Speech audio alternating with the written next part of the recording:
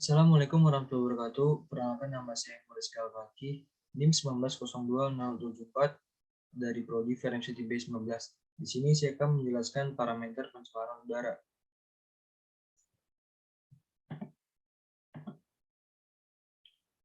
Apa yang dimaksud dengan udara ambien? Udara ambien diartikan sebagai udara bebas di permukaan bumi pada lapisan troposfer yang dibutuhkan dan memengaruhi kesehatan manusia, makhluk hidup, dan unsur lingkungan hidup lainnya.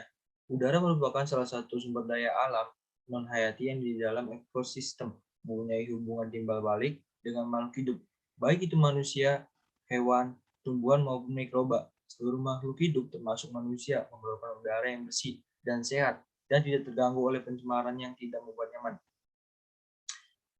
Yang dimaksud dengan emisi udara adalah udara yang langsung dikeluarkan oleh sumber emisi seperti knalpot, kendaraan, bermotor, dan cerobong gas buang pabrik. Tergantung dari pengolahan lingkungannya, udara emisi bisa mencemari udara ambien atau tidak mencemari udara ambien. Kendaraan bermotor merupakan salah satu sumber pencemar udara yang berasal dari proses pembakaran bahan bakar khususnya untuk daerah perkotaan. Emisi gas buang yang keluar dari kendaraan bermotor pada umumnya mempunyai karakteristik bahan pencemaran seperti sulfur dioksida, nitrogen dioksida, karbon monoksida, partikulat debu, hidrokarbon, dan bahan-bahan organik lainnya. Berikut parameter kualitas udara ambien. Yang pertama, sulfur dioksida. Yang kedua, pengukuran karbon dioksida. Yang ketiga, pengukuran nitrogen dioksida. Yang keempat, pengukuran ozon permukaan.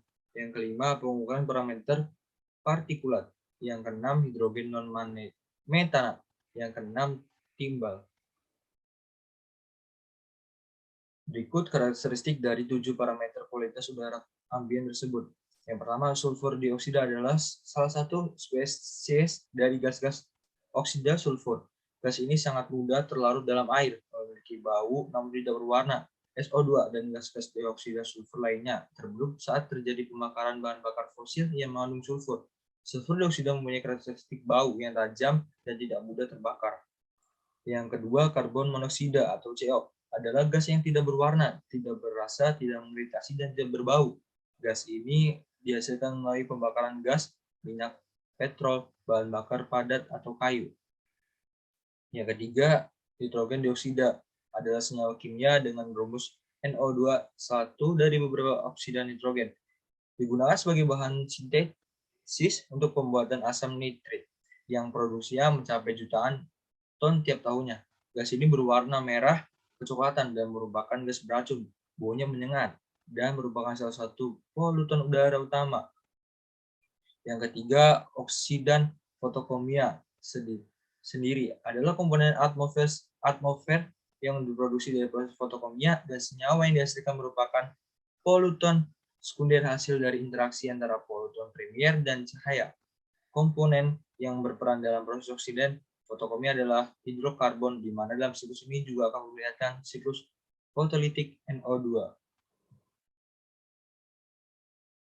Yang keempat, nitrogen metana adalah senyawa hidrogen Vx Ca. C1 hidrokarbon non-metana adalah senyawa hidrokarbon fraksi C1 sampai dengan C5 tanpa metana hidrokarbon total THC adalah senyawa hidrokarbon yang diukur menggunakan metode deteksi ionisasi nyala mencakup fraksi.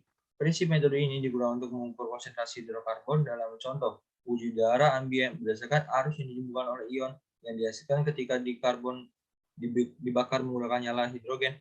Arus yang diantarkan oleh ion-ion ini sebanding dengan kadar di hidrokarbon.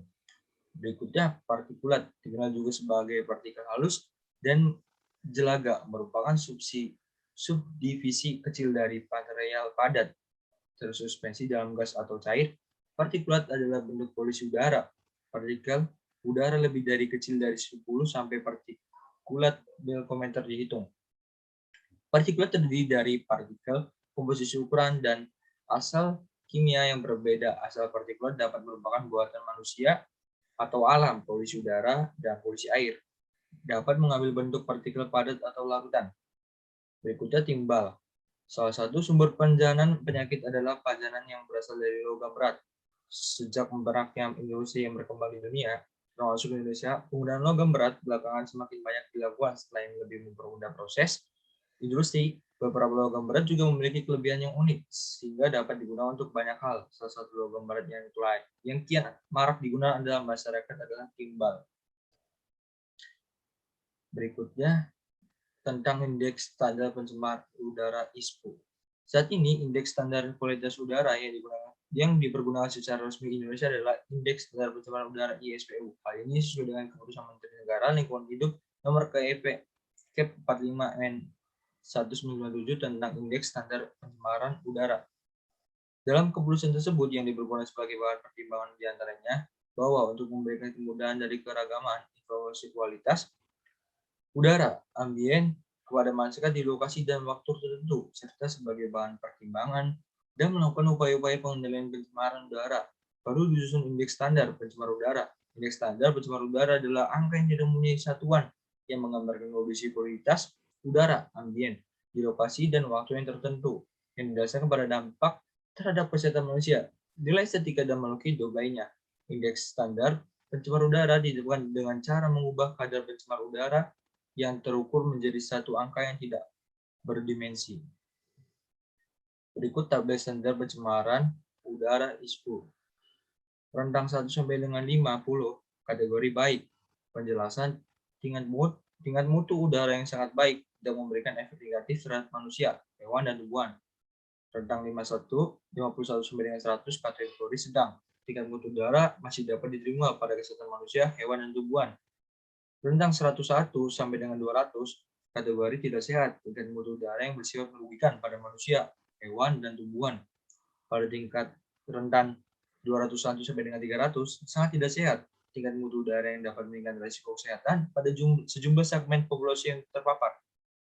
Rentang 300 sampai berikutnya, sangatlah berbahaya, tingkat mutu udara yang dapat merugikan kesehatan serius pada populasi dan perlu penanganan cepat. Berikut dampak dari adanya pencemaran udara.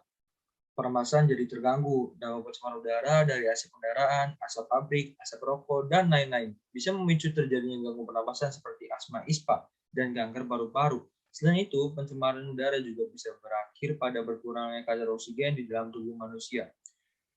Pemanasan global. Salah satu dampak pencemaran udara adalah peningkatan pemanasan global. Akibatnya, suhu udara di seluruh dunia jadi bertambah. Permukaan langit meninggi, dan membuatnya banyaknya es di daerah yang dingin lebih cepat mencair. Kondisi ini juga bisa mengakibatkan berkurangnya tempat tinggal untuk sebagian spesies tumbuhan. Berikut adalah referensi yang saya dapatkan dari internet. Terima kasih sebelumnya.